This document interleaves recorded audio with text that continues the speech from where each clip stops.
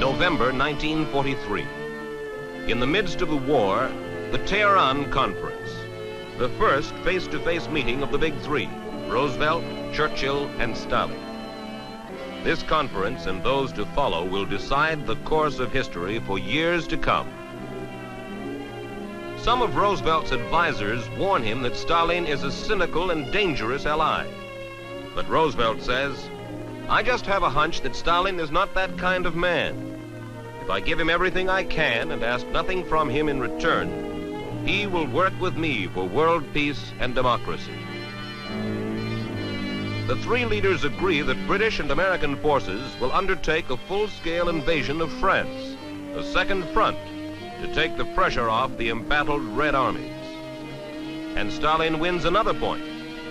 He stubbornly demands that he be allowed to retain influence over the Polish territory, which he conquered at the beginning of the war. Stalin has gained valuable concessions at Tehran. February 1945, Yalta, the last meeting of Churchill, Roosevelt, and Stalin. Germany is almost beaten, and Stalin agrees now to declare war on Japan.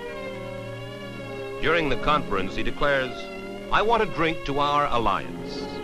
We should not deceive each other. As a naive man," says Stalin, "I think it best not to deceive my ally, even if he were a fool."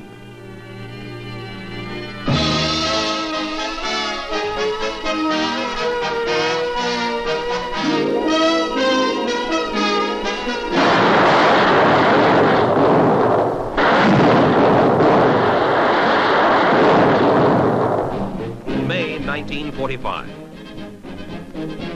The Soviet Union celebrates the end of the war in Europe.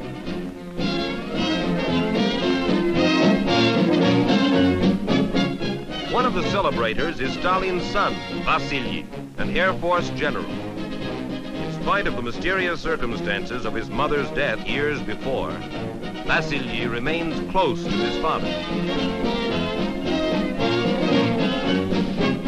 Joseph Stalin is now exultant. He has not only saved his empire, he has enlarged it by taking military or political control of large areas of Eastern Europe.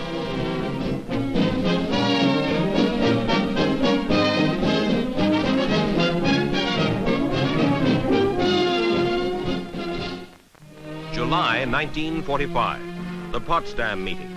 Churchill, Stalin, and Harry Truman, who has become president after the death of Franklin Roosevelt. The three powers